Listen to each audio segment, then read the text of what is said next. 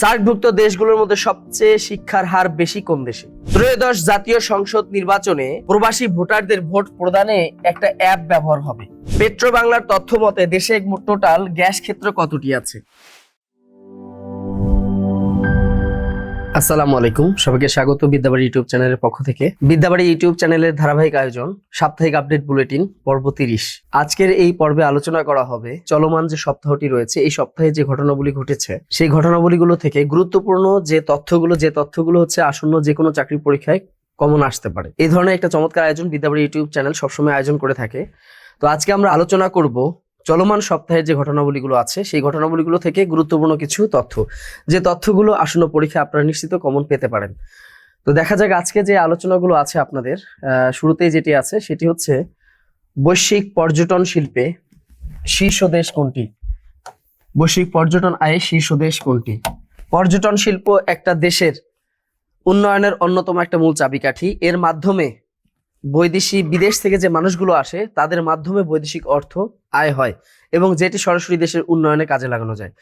তো বর্তমানে বিশ্বের শীর্ষ পর্যটন আয় শীর্ষ দেশ যেটি আছে সেটি আমরা জানি যে যুক্তরাষ্ট্র। মার্কিন যুক্তরাষ্ট্র বর্তমানে শীর্ষে অবস্থান করতেছে।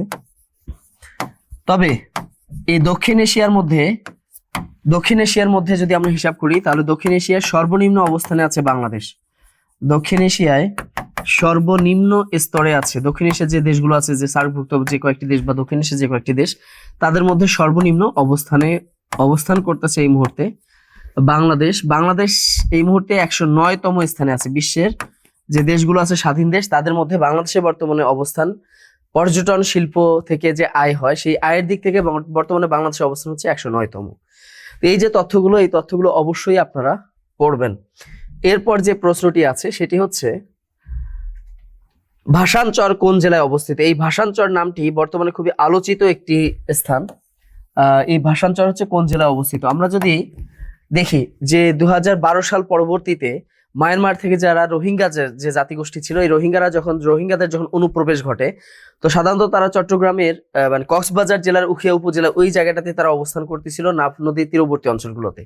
তো পরবর্তীতে বাংলাদেশ সরকার বর্তমানে চট্টগ্রাম বিভাগের চট্টগ্রাম যে জেলাটি আছে সেই চট্টগ্রাম জেলার সন্দ্বীপ যে উপজেলাটি আছে সেই সন্দ্বীপ উপজেলার একটি চর হলো ভাষানচর। সেই ভাষানচর এলাকায় একটি আশ্রয়ন প্রকল্প গড়ে তোলে এই রোহিঙ্গাদের জন্য, যেটাকে বলা হয় যে আশ্রয়ন 3 নামে একটি আশ্রয়ন প্রকল্প গড়ে তোলে।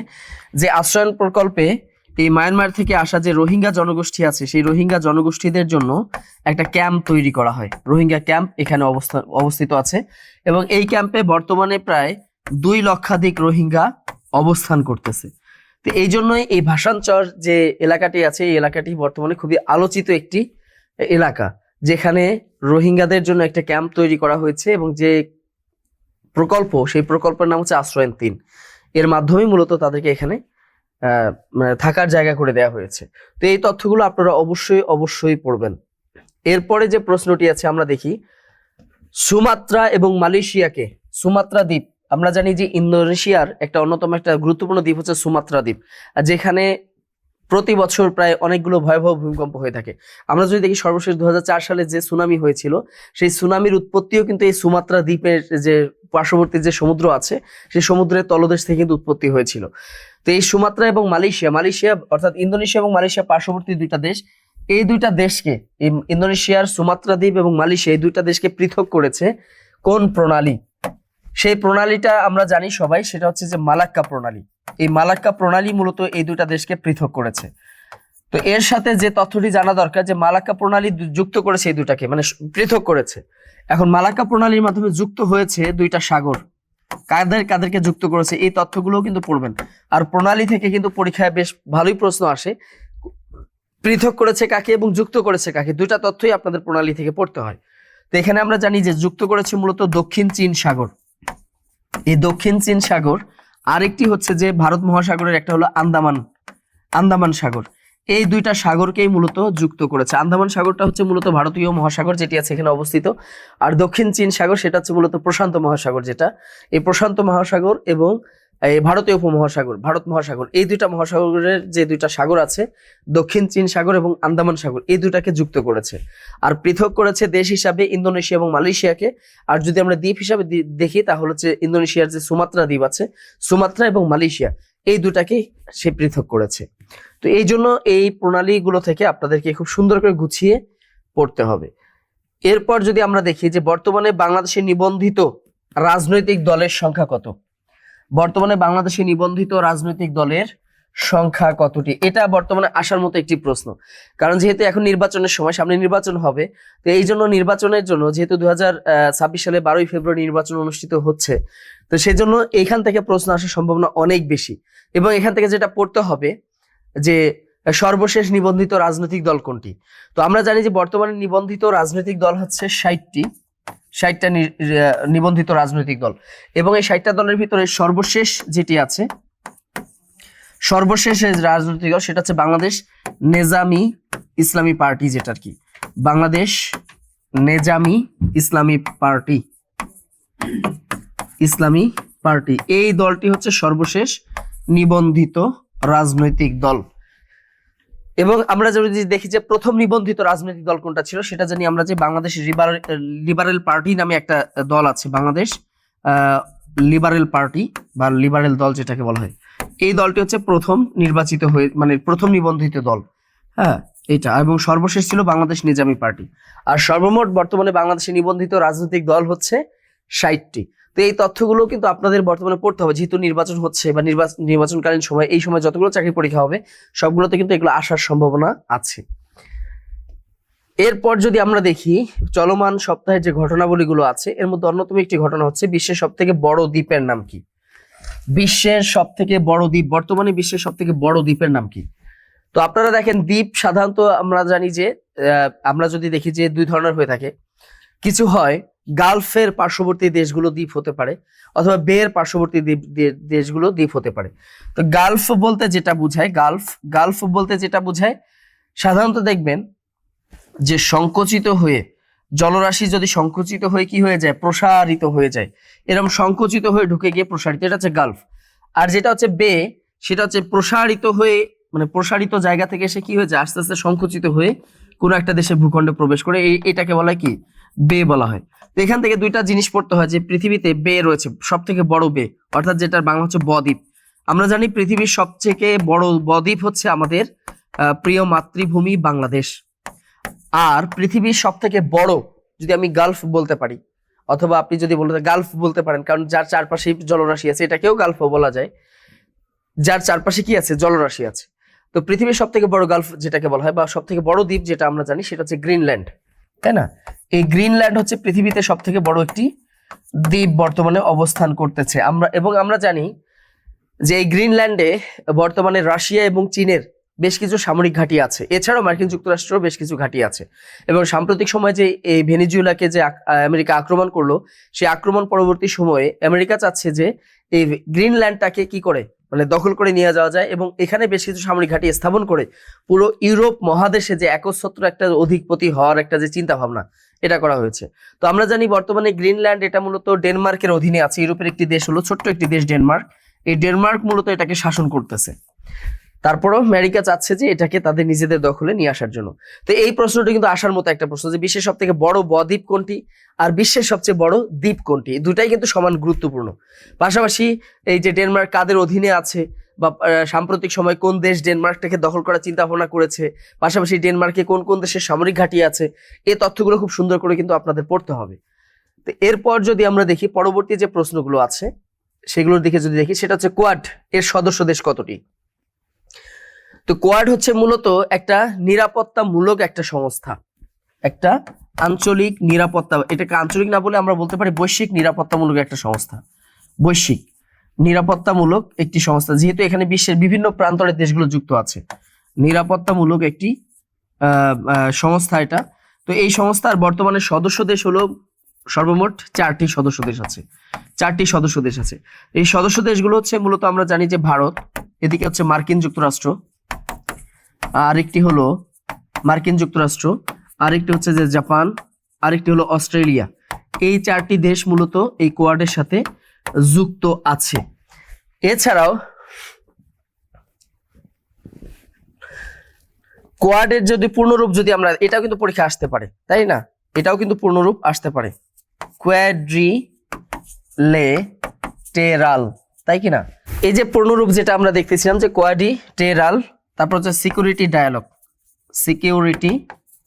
ডায়ালগ, এটা হচ্ছে এটার কি পূর্ণরূপ। এই পূর্ণরূপটাও আপনারা পড়বেন। এটার কাজ কি? এটার কাজ হচ্ছে যে বিশ্বে দেখেন অস্ট্রেলিয়া একটা আলাদা মহাদেশ, মার্কিন যুক্তরাষ্ট্র একটা আলাদা একটা মহাদেশে অবস্থিত, এদিকে জাপান তো হচ্ছে এশিয়া এবং ভারত হচ্ছে দক্ষিণ এশিয়া। তো এই যে বিভিন্ন দেশের যে বৈশ্বিক যে নিরাপত্তামূলক এই কয়েকটা দেশ তারা তাদের মধ্যে সহযোগিতার জন্য মূলত এই সামরিক একটা নিরাপত্তামূলক একটা সংস্থা তারা গড়ে তোলে এবং এই 4টি দেশ এখানে সংযুক্ত আছে। তো এই জন্য এই তথ্যগুলো পড়বেন যে কোয়াডের পূর্ণরূপ কি, দেশ কয়টি আছে, এই সদস্য দেশ কতটি, কারা কারা এর সদস্য দেশ। এই জন্য এই তথ্যগুলো আপনাদের অবশ্যই পড়তে হবে এবং খুব সুন্দর করে ভালো করে আপনাদের জানতে হবে। এরপর দেখেন রিং অফ ফায়ার কোথায় অবস্থিত, খেয়াল করে দেখেন রিং অফ ফায়ার। এই রিং অফ ফায়ার জিনিসটা কি? রিং অফ ফায়ার বলতে যেটা বোঝায়, যেটা অনেকটা রিং এর মতো, হ্যাঁ, এর চারপাশে কি আছে? ফায়ার আছে, মানে কি আগুন আছে। আগুন বলতে যেটা বোঝায় যে প্রশান্ত মহাসাগরের চারপাশ দিয়ে দেখবেন সবচেয়ে বেশি কি হয়, ভূমিকম্প সৃষ্টি হয়, আগ্নেয়গিরি রয়েছে। এই রিং অফ ফায়ারের যে চারপাশ যে অঞ্চলটা আছে এই অঞ্চলে দেখবেন যে আগ্নেয়গিরির সংখ্যা এখানে তুলনামূলক বেশি।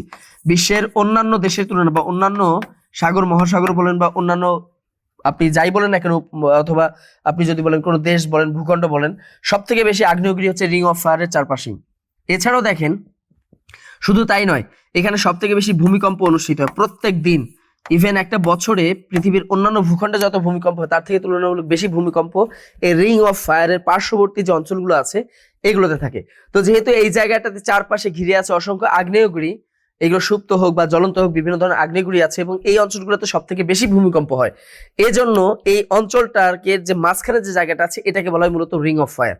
তো এই জন্য রিং অফ ফায়ারটা অবশ্যই আপনাদের বেশি করে ভালো করে পড়তে হবে। এবং জিনিসটা আসলে কি, এটা মূলত হচ্ছে প্রশান্ত মহাসাগরের চারপাশে অবস্থিত এই অঞ্চলটার নাম হচ্ছে কি রিং অফ ফায়ার। এরপর দেখেন সার্কভুক্ত দেশগুলোর মধ্যে সবচেয়ে শিক্ষার হার বেশি কোন দেশে? তো আমরা তো জানি যে পৃথিবীতে বেশ কিছু দেশ আছে যে দেশগুলোতে শিক্ষার হার তুলনামূলক অনেক বেশি, শতভাগ শিক্ষিতের দেশও আছে, সাক্ষরতার হার। তো এই সার্কভুক্ত যে 8টি দেশ আছে আমরা জানি, তাই না? ভারত, পাকিস্তান, নেপাল, ভুটান, মালদ্বীপ, এরপর বাংলাদেশ, আফগানিস্তান, এই সমস্ত দেশগুলো হচ্ছে সার্কভুক্ত দেশ। তো এই সার্কভুক্ত দেশগুলোর মধ্যে সব থেকে বেশি সাক্ষরতার হার যে দেশটি আছে সেই দেশটি হচ্ছে মূলত মালদ্বীপ।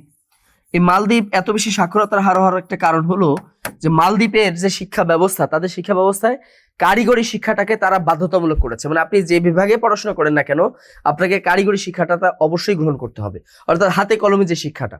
তো যার কারণে এই দেশগুলোতে দেখা যায় সাক্ষরতার হার অনেক বেশি। অপরদিকে মালদ্বীপে যদি আমরা সাক্ষরতার হার বা শিক্ষার হার দেখি তাহলে বলা হয় যে 99% মানুষ সেখানে কি শিক্ষিত, অর্থাৎ সাক্ষরতা, মানে তারা স্বাক্ষর করতে পারে বা তারা শিক্ষা গ্রহণ করেছে। অপরদিকে আমরা যদি দেখি যে বাংলাদেশ, এই সাক্ষরতার হারের দিক থেকে বাংলাদেশের অবস্থান একটু দক্ষিণ এশিয়ার মধ্যে একটু মোটামুটি বলা চলে যে তৃতীয় অবস্থানে আছে বা চতুর্থ অবস্থানে আছে, তৃতীয় অবস্থানই বর্তমানে বাংলাদেশ অবস্থান করতেছে। তো বাংলাদেশের সাক্ষরতার হার কত? আমরা জানি যে 2024 সালের যে হিসাব আছে, যে অর্থনৈতিক সমীক্ষা, সেই 2024 সালের অর্থনৈতিক সমীক্ষা অনুযায়ী বাংলাদেশের সাক্ষরতার হার হচ্ছে 77.9%। তো এই তথ্যগুলো কিন্তু আপনাদের পড়তে হবে যে বর্তমানে বাংলাদেশের সাক্ষরতার হার কত, পাশাপাশি এই যে দক্ষিণ এশিয়া যেটা আছে বিশেষ করে সার্কভুক্ত অঞ্চলগুলোতে সাক্ষরতার হার সব থেকে কোন দেশে বেশি? তো সেই দেশটি হচ্ছে মূলত মালদ্বীপ এবং বাংলাদেশের সাক্ষরতার হার হচ্ছে 77.9%।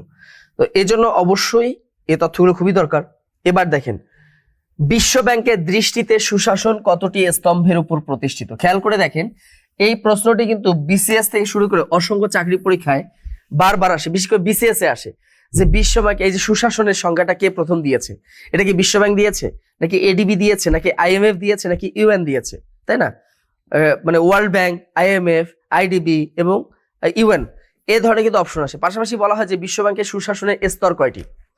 এই স্তরগুলো কিন্তু আমাদের অবশ্যই আপনাদের জানতে হবে। তো এই যে বিশ্ব ব্যাংকের যে স্তম্ভগুলো রয়েছে সুশাসনের, এই স্তম্ভ হচ্ছে মূলত 4টি স্তম্ভ রয়েছে। তাদের যে সংজ্ঞা দিয়েছে সেখানে মূলত 4টি স্তম্ভ রয়েছে। এর মধ্যে 1 নম্বর স্তম্ভ হচ্ছে দায়িত্বশীলতা, যেটাকে বলে অ্যাকাউন্টেবিলিটি, যেটাকে বলা হয় দায়িত্বশীলতা। অবশ্যই কি থাকতে হবে? দায়িত্বশীলতা হইতে হবে। 2 নাম্বার যেটা থাকতে হবে, স্বচ্ছতা থাকতে হবে। অবশ্যই আইনি কাঠামো অর্থাৎ শাসনের স্বচ্ছতা থাকতে হবে, জবাবদিহিতার ক্ষেত্রে স্বচ্ছতা গ্রহণ করতে হবে, এবং সর্বশেষ যেটা হচ্ছে কি আইনি কাঠামো। অবশ্যই একটা দেশের বা সুশাসন নিশ্চিত করতে হলে ওই দেশের নিজস্ব আইনি কাঠামোটা সুনিশ্চিত করতে হবে, একটা আইনি কাঠামো থাকবে। এবং 4 নাম্বার সর্বশেষ যেটা হচ্ছে, শুধু আইনি কাঠামো থাকলেই হবে না, ওই দেশের জনগণ যেন সরাসরি সবাই কি করতে পারে, দেশের সমস্ত কার্যক্রমে, বিশেষ করে অর্থনৈতিক কার্যক্রম, সামাজিক, রাজনৈতিক, ধর্মীয় সমস্ত কার্যক্রমে যেন স্বাধীনভাবে অংশগ্রহণ করতে পারে। তাহলে যদি প্রত্যেকটা মানুষের যে যার জায়গা থেকে যদি দায়িত্বশীলতা নিশ্চিত করা যায়, এবং দায়িত্বশীলতার পর আছে স্বচ্ছতা, সেই দায়িত্ব তারা সঠিকভাবে পালন করতেছে কিনা, এই দায়িত্বশীলতা পালনে যদি তারা স্বচ্ছতা অবলম্বন করে, পাশাপাশি যদি নির্দিষ্ট একটা আইনি কাঠামো থাকে, যে আইনি কাঠামোর উপর ভিত্তি করে একটা দেশের শাসন ব্যবস্থা পরিচালিত হবে, এবং পাশাপাশি যদি ওই দেশের এই আইনি কাঠামোর মধ্যে অন্তর্ভুক্ত থেকে সমস্ত জনগণ যদি তাদের যে মৌলিক অধিকার আছে সেই অধিকার আদায়ে যদি সমস্ত কর্মকাণ্ডে যদি স্বাধীনভাবে অংশগ্রহণ করতে পারে, তাহলেই কি হবে, সুশাসন নিশ্চিত করা হবে। এই জন্য এই সুশাসনের যে 4টা স্তম্ভ রয়েছে, এই স্তম্ভগুলো অবশ্যই অবশ্যই আপনাদের পড়তে হবে। এটা কিন্তু আসবে, বারবারই পরীক্ষা আসে, আপনাদের কিন্তু এটা আসতে পারে। এরপর যদি আমরা দেখি পরবর্তী যে প্রশ্নগুলো আছে, গ্রিনল্যান্ডের রাজধানীর নাম কি? একটু আগে কিন্তু আমরা আলোচনা করলাম যে বিশ্বের সবথেকে বড় দ্বীপ, বিশ্বের সবথেকে বড় যে দ্বীপ রাষ্ট্র, সেই দ্বীপ রাষ্ট্রের নাম হচ্ছে কি গ্রিনল্যান্ড, তাই না, যেটি হচ্ছে ডেনমার্কের অধীনে রয়েছে। এই গ্রিনল্যান্ডের রাজধানীর নাম কি? এটা বর্তমান সময় আলোচিত একটা বিষয়। তো গ্রিনল্যান্ডের যে রাজধানী আছে, এই রাজধানীটা হচ্ছে বিশ্বের যে ক্ষুদ্রতম যে রাজধানীগুলো আছে তার মধ্যে অন্যতম একটা ক্ষুদ্রতম রাজধানী, যেটাকে বলা হয় নুক বলা হয় থাকে, নুক বা নুইক, নুক বলা হয়, নুক বলা হয়, অথবা কিছু অনেকেই আবার এটাকে নুইক নামেও ডাকে, স্থানীয় ভাষায় নুইক নামেও এটাকে ডেকে থাকে। তবে স্থানীয় ভাষায় এই গ্রিনল্যান্ডের রাজধানীটাকে তারা কি ভাষায় বলে জানেন? তারা বলে যে অন্তরীপ বলে থাকে। তারা মূলত স্থানীয় ভাষায় এটাকে ডাকে অন্তরীপ বলে, অথবা এটাকে কোন বলে থাকে, একটা কোন, কোন বলে থাকে। স্থানীয় ভাষায় এটাকে অন্তরীপ বা কোন হিসাবে এটাকে তারা আখ্যায়িত করে থাকে। তো এই যে গ্রিনল্যান্ডের যে রাজধানী আছে, এটা বর্তমান সময় গ্রিনল্যান্ড যেহেতু আলোচিত একটা টপিক, এই জন্য কিন্তু আপনাদের এই টপিকগুলো ভালো করে পড়তে হবে, ঠিক আছে? এরপর দেখা যাক, এরপরে যদি আমরা দেখি নুইক বা নুক, ত্রয়োদশ জাতীয় সংসদ নির্বাচনে প্রবাসী ভোটারদের ভোট প্রদানে একটা অ্যাপ ব্যবহার হবে, তাই কি না? খেয়াল করে দেখেন যে ত্রয়োদশ জাতীয় সংসদ নির্বাচন হতে যাচ্ছে, এই তো আগামী কি 12ই ফেব্রুয়ারি, আমরা জানি সবাই। শুধু তাই না, নির্বাচনের সাথে সাথে গণভোটও অনুষ্ঠিত হবে। তো এখানে দেখা যায় যারা দেশীয় যারা আছে বা এই দেশের যারা অধিবাসী, তারা তো নির্বাচনে ভোট দিবেই, পাশাপাশি যারা প্রবাসী আছে তারাও যেন এই গণতান্ত্রিক ব্যবস্থার বাইরে যেন না যায়, অর্থাৎ ভোট থেকে যেন তারা বিরত না থাকে, পাশাপাশি তাদের যে ভোটাধিকার আছে নাগরিক হিসাবে, তারা এই দেশের যেহেতু নাগরিক, এই জন্য তাদের এই ভোটাধিকার নিশ্চিত করার জন্য বাংলাদেশ নির্বাচন কমিশন একটা বিশেষ একটা অ্যাপের ব্যবস্থা করেছে, যে অ্যাপের মাধ্যমে একজন প্রবাসী বিদেশে বসবাস করেও, বিদেশে অবস্থান করেও সরাসরি এই নির্বাচনে নিজের ভোট প্রদান করতে পারবে। এটা নিঃসন্দেহে একটা প্রশংসাযোগ্য একটা কাজ। তো সেই অ্যাপটির নাম হচ্ছে, আমরা সবাই জানি, postal vote BD. Postal vote BD, postal vote BD. আগে যেটা ছিল যে দেখা যেত যে ভোটারদের যে ব্যালট পেপার ছিল, এটাকে সরাসরি পোস্ট অফিসের মাধ্যমে, পোস্টালের মাধ্যমে পাঠানো হতো। তো এই যে ঝামেলা হয়, এই ক্ষেত্রে দেখা যায় দীর্ঘ সময় ব্যয় হয়, অথবা নির্বাচনের ফলাফল ঘোষণার ক্ষেত্রে একটা ব্যাঘাত ঘটতে পারে। তো এই জন্য এই কাজটা করা হয়েছে যে পোস্টাল ভোট বিডির মাধ্যমে দ্রুত গতিতে, এই অ্যাপের মাধ্যমে তারা দ্রুত গতিতে কি করতে পারবে, অল্প সময়ের ভিতরে তাদের যে ভোটাধিকার আছে এটা প্রয়োগ করতে পারবে। তো এটা অবশ্যই একটা প্রশংসার যোগ্য একটা কাজ। তো এটা কিন্তু আসার মতো, এটা এতটাই গুরুত্বপূর্ণ যে সামনে যে চাকরি পরীক্ষাগুলো হবে, হ্যাঁ, এই চাকরি পরীক্ষাগুলোতে কিন্তু এই প্রশ্নটি আসার সম্ভাবনা অনেক বেশি। এই জন্য খুব ভালো করে আপনাদের পড়তে হবে। এরপর দেখেন, পেট্রো বাংলার তথ্য মতে দেশে টোটাল গ্যাস ক্ষেত্র কতটি আছে? খেয়াল করে দেখেন, গ্যাস ক্ষেত্র। তো আমরা তো সবাই জানি যে পৃথিবীতে যে উন্নত মানের গ্যাসের ক্ষেত্রে যে উপাদানটা থাকা দরকার, সেটা হচ্ছে কি মিথেন, ইথেন। এগুলো বেশি পরিমাণে যদি থাকে তাহলে সেই গ্যাসগুলো বেশি উন্নত মানের হয়। তো আমরা জানি পৃথিবীতে যতগুলো দেশ আছে গ্যাস উৎপাদন করে, তাদের মধ্যে উন্নত প্রজাতি মানে উন্নত জাতের যে গ্যাসগুলো বা উন্নত মানের যে গ্যাস, সেটা কিন্তু বাংলাদেশে হয়ে থাকে। কারণ এখানে গ্যাসের মধ্যে মিথেনের পরিমাণ অনেক বেশি থাকে, কোথাও কোথাও 80%, কোথাও কোথাও 95% পর্যন্ত থাকে। তো যার কারণে এই উন্নত মানের গ্যাস। তো আমাদের দেশের অর্থনীতি বা বিদ্যুৎ খাতটা মূলত এই গ্যাস সেক্টরের উপরে নির্ভর করে আছে। এছাড়া আমাদের রান্না থেকে শুরু করে যানবাহন সব সেক্টরে কিন্তু গ্যাসটা আমরা ব্যবহার করতে পারতেছি। তো আমাদের দেশে যে গ্যাস ক্ষেত্র আছে বর্তমানে কতটি? তো আমাদের দেশে সর্বশেষ যে গ্যাস ক্ষেত্র, সেই হিসাব অনুযায়ী 29টি গ্যাস ক্ষেত্র রয়েছে পেট্রো বাংলা হিসাব মতে, তাই না? বাংলাদেশের এই গ্যাস নিয়ে যারা কাজ করে তাদের মধ্যে একটা প্রতিষ্ঠান হচ্ছে পেট্রো বাংলা। পেট্রো বাংলা মূলত বাংলাদেশের তেল, গ্যাস অনুসন্ধান, এগুলোকে বিপণন থেকে শুরু করে যাবতীয় কার্যক্রম কিন্তু তারা পরিচালনা করে থাকে, তারাই হলো প্রধান। এর মধ্যে আমরা জানি যে প্রথম যে গ্যাস ক্ষেত্র বাংলাদেশে যেটা আবিষ্কৃত হয়, এটা কিন্তু খুবই গুরুত্বপূর্ণ একটা তথ্য। প্রথম যে গ্যাস ক্ষেত্র সেটা আমরা জানি হরিপুর, যেটা হচ্ছে কি সিলেট জেলায় অবস্থিত। হরিপুর সিলেট, এটা হচ্ছে প্রথম গ্যাস ক্ষেত্র, যেটি আবিষ্কার হয়েছিল মূলত 1955 সালে। আমরা সবাই জানি 1955 সালে এটা কি হয়, আবিষ্কার হয়। তবে এখান থেকে গ্যাস উত্তোলন যেটা শুরু হয়েছিল, গ্যাস উত্তোলন, এই গ্যাস উত্তোলনটা সূচনা হয়েছিল 1957 সালে। এবং যদি আমরা দেখি যে সর্বশেষ গ্যাস ক্ষেত্র কোনটি, আমরা জানি যে সর্বশেষ যে গ্যাস ক্ষেত্র, সেই গ্যাস ক্ষেত্রের নাম হচ্ছে কি ইলিশা 1, তাই না? ইলিশা 1, এটা কিন্তু আসার মতো একটা প্রশ্ন, এটা সাম্প্রতিক সময় খুবই আলোচিত হচ্ছে যে ইলিশা 1 এটা হচ্ছে সর্বশেষ গ্যাস ক্ষেত্র। তাহলে প্রথম গ্যাস ক্ষেত্র কোনটি? আমরা জানি যে যেটা সিলেটে হরিপুর গ্যাস ক্ষেত্র, এটা 1955 সালে আবিষ্কার হয় এবং 1957 সালে তার উৎপাদনে চলে যায়। পাশাপাশি সর্বশেষ গ্যাস ক্ষেত্র হচ্ছে ইলিশা 1 এবং বর্তমানে এর গ্যাস ক্ষেত্র রয়েছে 29টি। তবে বর্তমানে উৎপাদন হচ্ছে কতটি গ্যাস ক্ষেত্র থেকে, এই তথ্যটাও একটু পড়বেন। বর্তমানে উৎপাদন হচ্ছে 20টি গ্যাস ক্ষেত্র থেকে বর্তমানে উৎপাদন হচ্ছে। বাকি যে 9টি গ্যাস ক্ষেত্র আছে সেখান থেকে উৎপাদন আপাতত বন্ধ আছে প্রযুক্তিগত কারণে। পাশাপাশি চাহিদা একটা হচ্ছে যে দেশের তো গ্যাস যদি এভাবে উত্তোলন করা হয় তাহলে ভবিষ্যতের জন্য তো মজুত রাখতে হবে, তো ওগুলোকে বিভিন্ন কারণে ওগুলোকে মজুত অবস্থায় আছে, এগুলো তো ভবিষ্যতে কাজে লাগলে এগুলোকে উত্তোলন করা হবে। তো এই যে তথ্যগুলো আছে, এই তথ্যগুলো অবশ্যই আপনাদের বিস্তারিত একটু পড়ে নেবেন বা অবশ্যই পড়বেন। এরপর দেখেন বাংলাদেশের কোথায় সুরমা এবং কুশিয়ারা নদী মিলিত হয়ে মেঘনা নাম ধারণ করেছে। দেখেন যে বাংলাদেশকে বলা হয় নদীমাতৃক একটা দেশ বলা হয়, যদিও বা আমরা জানি যে বাংলাদেশে একসময় তথ্য ছিল প্রায় 7 থেকে 800 নদী ছিল, এরপর হচ্ছে তথ্যটা চেঞ্জ হয়ে গেছে যে 1008টি নদী আছে। তবে সাম্প্রতিক সময় যেটা দেখা গেছে যে নদীর সংখ্যা 1000-এরও মানে 1100-এরও অধিক নদী আছে বাংলাদেশে। এর মধ্যে তো অধিকাংশ নদী এখন প্রায় মৃতপ্রায় বা তারা বিলুপ্তির পথে চলে যাচ্ছে। বিশেষ করে দেখা যায় যে আবাসন প্রকল্প গড়ে ওঠার জন্য, অবৈধ দখলদারিত্বের জন্য, তারপর হচ্ছে অবৈধ দখল করে সেখানে বালু দিয়ে ভরাট করার কারণে নদীগুলো দিন দিন সংকুচিত হয়ে আসতেছে। এছাড়া পরিবেশ দূষণের কারণে নদীর যে স্তরগুলো আছে, নিচের যে স্তর, এটা আস্তে আস্তে উপরে উঠে যাচ্ছে, যার কারণে পানি ধারণ ক্ষমতা কমে যাচ্ছে, গ্রীষ্মকালে সেই নদীগুলো শুকিয়ে যাচ্ছে। তো এই যে বাংলাদেশের অন্যতম দুইটা গুরুত্বপূর্ণ নদী সেটা হচ্ছে সুরমা এবং কুশিয়ারা। তো এই সুরমা এবং কুশিয়ারা তারা এসে পরস্পর মেঘনা নাম ধারণ করেছে। আমরা জানি কিশোরগঞ্জ, হাওর এবং বাওড়ের যে এলাকা বলা হয় কিশোরগঞ্জ, তাই না? হাওর বাওড়ের একটা জেলা, সেটা হচ্ছে কিশোরগঞ্জ জেলা। এই কিশোরগঞ্জ জেলার ভৈরব বাজার নামক জায়গায় তারা একত্রে দুইটা নদী কি আসছে, দুই দিক থেকে এসে মিলিত হয়ে নতুন একটা ধারা সৃষ্টি করেছে। সেই ধারাটার নাম হচ্ছে কি মেঘনা নদী নাম ধারণ করেছে। এটা হচ্ছে কি সুরমা আর এদিকে হলো কি কুশিয়ারা। দুইটা ভিন্ন ভিন্ন নদী এসে কি করেছে, একটা জায়গায় মিলিত হয়েছে, মিলিত হয়ে নতুন একটা ধারা সৃষ্টি করেছে যেটা মেঘনা নামে পরিচিত। তো এই যে তথ্যগুলো আপনাদের পড়তে হবে। তারপর যমুনা নদী কোথায় মিলিত হয়ে যমুনা নাম ধারণ করেছে, এছাড়া হচ্ছে কি পদ্মা কোথায় মিলিত হয়ে পদ্মা নাম ধারণ করেছে। এই যে প্রত্যেকটা তথ্যই কিন্তু আপনাদের জন্য গুরুত্বপূর্ণ, এটা আমাদের একটা নদীমাতৃক দেশ হিসাবে অবশ্যই আমাদের জানতে হবে। এরপরে যে প্রশ্নটি আছে সেটা হচ্ছে সিডাপ, সিডাপের সদর দপ্তর কোথায় অবস্থিত। দেখেন এটা খুবই গুরুত্বপূর্ণ একটা আলোচনা।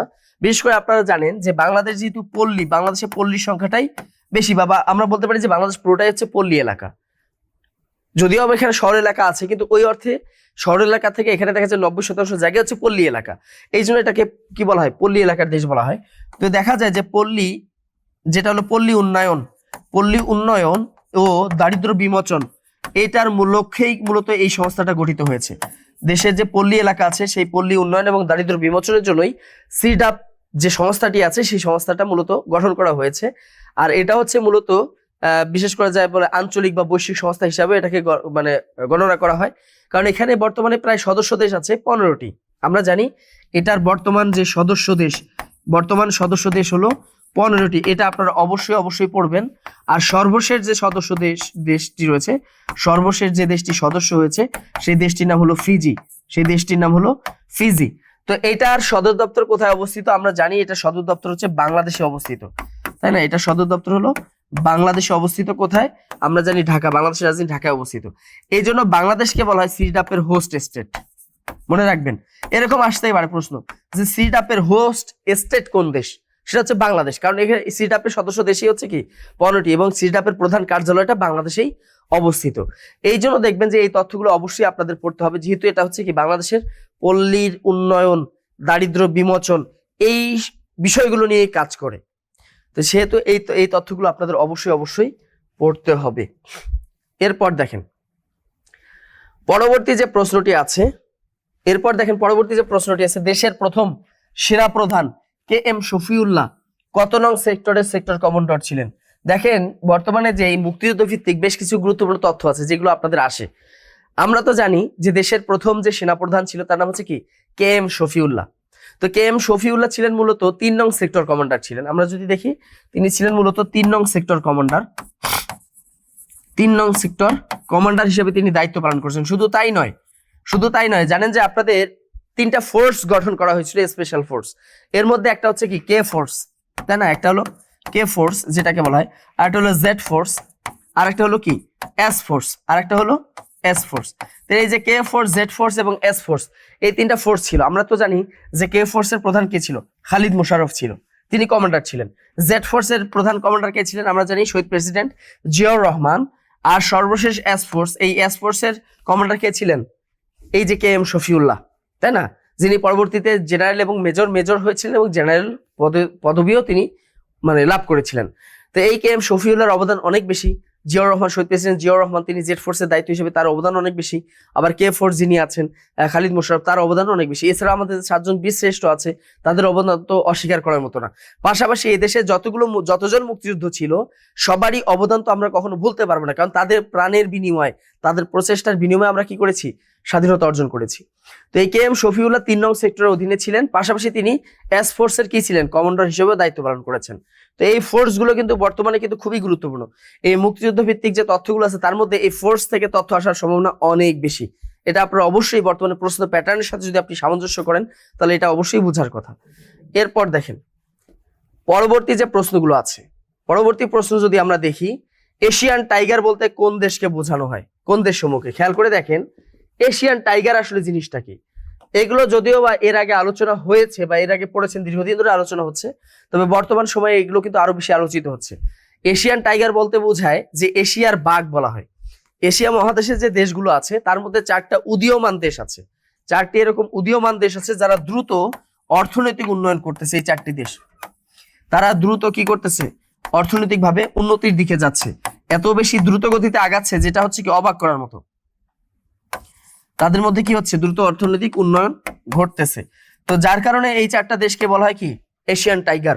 এবং এরা খুব দ্রুতই দেখা যাবে বিশ্বের যে উন্নত যে দেশগুলো আছে সেই উন্নত দেশগুলোর মতোই হয়ে যাচ্ছে, বা অনেকখানি হয়ে গেছে বা হয়ে যাবে আর কি। হয়তো বা অনেক দেশ আছে, এর মধ্যে 2-1টা দেশ আছে যারা হয়ে গেছে, হয়তো এখন স্বীকৃতির বাকি আছে উন্নত দেশ হিসাবে। তো এই 4টা দেশ অবশ্যই আমরা জানি, যেমন হচ্ছে তাইওয়ান একটা দেশ আছে, হংকং একটা দেশ আছে। তো এই যে এই দেশগুলো হচ্ছে এশিয়ান টাইগার বলা হয়। যেমন দক্ষিণ কোরিয়া দেখেন খুবই অর্থনৈতিক উন্নয়ন ঘটেছে, তাইওয়ানে ঘটেছে, হংকং ঘটেছে, এবং সিঙ্গাপুর পৃথিবীর নগর রাষ্ট্র বলা হয়। পৃথিবীর একমাত্র নগর রাষ্ট্র কোনটা? সিঙ্গাপুর, যেখানে আপনি পল্লী এলাকা পাবেন না, পুরাটাই হচ্ছে কি নগর এলাকা, নগর রাষ্ট্র বলা হয় সিঙ্গাপুরকে। তো এরা দ্রুত অর্থনৈতিক উন্নয়ন করতেছে বিধায় আয়তনে ছোট হলেও এরা কিন্তু যথেষ্ট কি করতেছে? দেশের ভিতরে অর্থনৈতিক স্বাধীনতা, মানুষের যে অর্থনৈতিক আয়ের বৈষম্য তারা রোধ করতে পেরেছে এবং অর্থনৈতিক উন্নয়নের দিকে তারা নজর দিয়েছে।